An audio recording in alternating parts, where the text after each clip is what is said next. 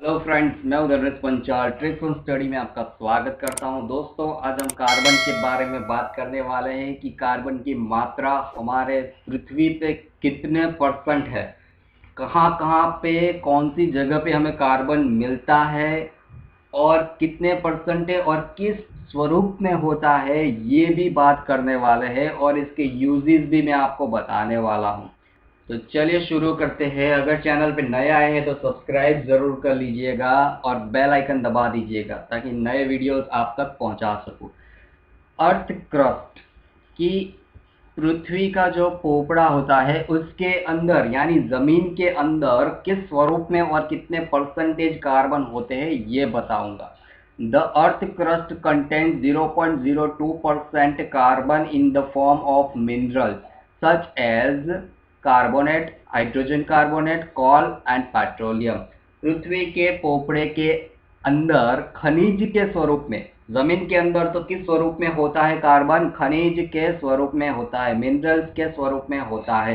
खनिज के स्वरूप में कितना परसेंट है? तो 0.02% है। याद रखना, बहुत बार ये परसेंटेज भी पूछा गया है कि जमीन के अंदर कार्बन खनिज के स्वरूप में कितना परसेंट पाया जाता है, तो 0.02% पाया जाता है।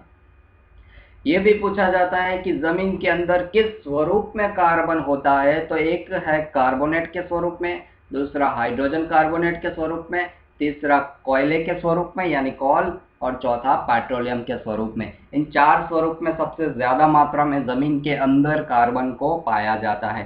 तो इसमें से दो क्वेश्चन आपके तैयार हो गए, एक तो परसेंटेज तैयार हो गया, दूसरा ये किस स्वरूप में पाया जाता है ये भी याद होना चाहिए। चलिए अब एटमॉस्फेयर में देख लेते हैं कि इन एटमॉस्फेयर कितना परसेंटेज कार्बन डाइऑक्साइड है। तो the atmosphere is 0.03% carbon dioxide. वायुमंडल के अंदर 0.03% कार्बन डाइऑक्साइड पाया जाता है। तो ये भी परसेंटेज आपको याद रखना है। यूजेस देख लेते हैं, बहुत ही इंपॉर्टेंट यूजेस है, बहुत बार एग्जाम में पूछे जा चुके हैं और ये हमेशा आने ही वाले हैं क्योंकि कार्बन एक ऐसा तत्व है जो हमारी दुनिया के लिए बहुत ही ज़रूरी है। First number, carbon is use in some way in most every industry in the world. दुनिया में हर जगह, हर उद्योग में, हर इंडस्ट्री में किसी ना किसी तरह से कार्बन का इस्तेमाल किया जाता है। तो ये भी आपको एग्जाम में आ सकता है कि इंडस्ट्रीज के अंदर सबसे ज्यादा इस्तेमाल होने वाला तत्व कौन सा है, तो कार्बन है। ये क्वेश्चन हो गया आपका। Second number, it is used for fuel in the form of coal, methane gas and crude oil which is used to make gasoline। Carbon का इस्तेमाल कोयले के अंदर, मेथेन गैस के अंदर और कच्चे तेल के रूप में ईंधन के लिए किया जाता है। किसके लिए किया जाता है? तो ईंधन के लिए किया जाता है। दूसरी एक बात कवर कर रखी है मैंने, छोटा सा पॉइंट है कि कच्चा तेल जो होता है, क्रूड ऑयल होता है, वो किस काम आता है? तो उसका उपयोग गैसोलीन बनाने के लिए किया जाता है। तो आपके कितने क्वेश्चन कवर हो गए? पहला क्वेश्चन तो ये कि कार्बन का इस्तेमाल कोयला, मेथेन गैस और कच्चे तेल में किया जाता है, मगर ये भी पूछ सकते हैं कि किस रूप में किया जाता है, इन तीनों के अंदर क्यों किया जाता है? तो ईंधन बनाने के लिए किया जाता है। फ्यूल बनाने के लिए कार्बन का इस्तेमाल इनके अंदर किया जाता है। सेकंड क्वेश्चन आपका ये आ सकता है कि कच्चा तेल क्या बनाने के लिए इस्तेमाल होता है? तो क्रूड ऑयल जो होता है उसका उपयोग गैसोलीन बनाने के लिए होता है। क्वेश्चन दोस्तों उल्टा भी करके पूछ सकते हैं कि गैसोलीन बनाने के लिए किस चीज का इस्तेमाल होता है, तो उसमें आपको क्रूड ऑयल लिखना है यानी कच्चा तेल लिखना है। ठीक है। Third point, it is used to make all sorts of materials including plastics and alloys such as steel, a combination of carbon and iron।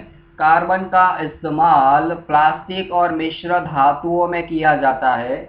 तो ये भी एक आपका क्वेश्चन बन गया कि कार्बन का इस्तेमाल प्लास्टिक और मिश्र धातुओं में किया जाता है। मिश्र धातुओं जैसे कि स्टील। स्टील कैसे बनता है? तो स्टील बनाने के लिए लोहे को और कार्बन को मिश्रित किया जाता है। आयरन और कार्बन का कंबाइनेशन करके स्टील बनाई जाती है। तो आपके दो क्वेश्चन इसमें कवर हो गए कि एक तो कार्बन का यूजेस कवर हो गया और स्टील। कि स्टील कैसे बनती है, तो कार्बन और लोहे का संयोजन करके स्टील को बनाया जाता है। अगर मिश्रित धातुओं का आपको नहीं पता है तो उसका अलग से मैंने वीडियो बना रखा है, डिस्क्रिप्शन में आपको मिश्रित धातुओं का भी लिंक मिल जाएगा। तो दोस्तों बहुत सारे क्वेश्चन कार्बन के आपके कवर हो चुके हैं, इसके बाहर का और कुछ भी एग्जाम में नहीं आता है। तो अगर आपको मेरे वीडियोस में से हेल्प मिल रही है तो प्लीज़ सब्सक्राइब कीजिए, बेल आइकन दबा दीजिए और लाइक करना ना भूलिएगा। मेरा यह वीडियो देखने के लिए आपका बहुत बहुत धन्यवाद।